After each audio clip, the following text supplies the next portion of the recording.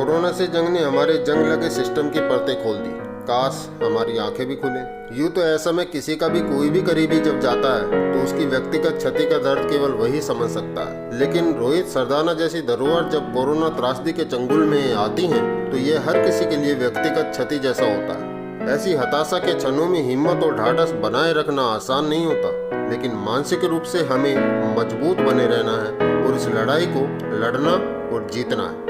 और हमें विश्वास है कि जीत जाएंगे हम। आपके दोस्त अनुज त्यागी का नमस्कार। आगे बढ़ते हैं और लगाते हैं इस हफ्ते की बड़ी खबरों में फनी तड़का। आईपीएल में बायो बबल उतनी ही देर चला जितनी देर साबुन का बबल चलता है। बबल में छेद हो गया और आईपीएल में रुकावट के लिए खेद हो गया। कोरोना के साथ बंगाल भी खबरों में रहा और दो मई भी आ गई। दीदी को बंगाल जीतने की बधाई। बधाई इसलिए भी बनती है कि उन्होंने 8 चरणों का चुनाव एक चरण में ही निपटा दिया। कैसे, सुनिएगा।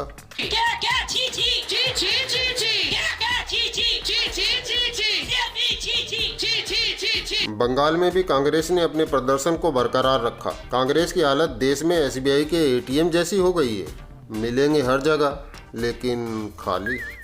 इस पार्टी की वर्तमान स्थिति को देखते हुए बस एक ही चीज़ मैचिंग है, वो है इसका चुनाव निशान। जैसी पार्टी की स्थिति वैसा उसका चुनाव निशान, खाली हाथ। भाजपा को भले सफलता न मिली हो लेकिन प्रयासों में कोई कमी न थी। पार्टी के टॉप लेवल ने ग्राउंड लेवल की जान की बाजी लगा दी। और लगा क्या दी, अभी चुनाव परिणाम आने के बाद तक लग रही है। वैसे भाजपा ने जो मांगा उसको दुगना मिला। भाजपा ने कहा हमें सत्ता दो, जनता ने कहा एक छोड़िए साहब 2-2 लो और दे दी 77 सीट। इसके लिए भाजपा को भी बधाई। कोरोना महामारी को देखते हुए भारत ने कोरोना वैक्सीन पर से इंटेलेक्चुअल प्रॉपर्टी राइट्स एक्ट हटा लेने की बात की, लेकिन इस पर बिल गेट्स ने इंटेलेक्चुअल प्रॉपर्टी एक्ट की वकालत की और कहा कि जिसने वैक्सीन बनाया पेटेंट उनका ही होना चाहिए।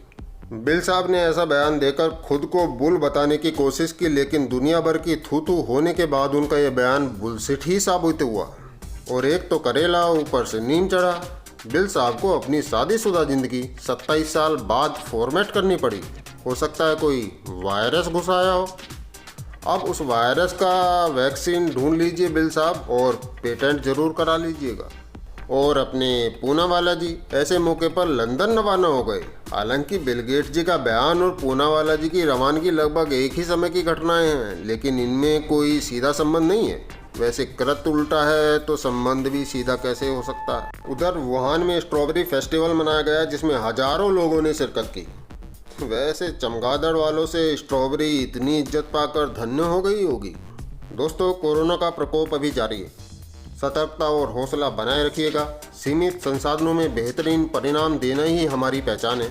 जो देश बैलगाड़ी से शुरू कर आज अमेरिका के सैटेलाइट प्रक्षेपित कर सकता है, वो देश इतनी जल्दी इस कोरोना से हार भी नहीं मान सकता। लड़ेंगे और जीतेंगे, मन में है विश्वास।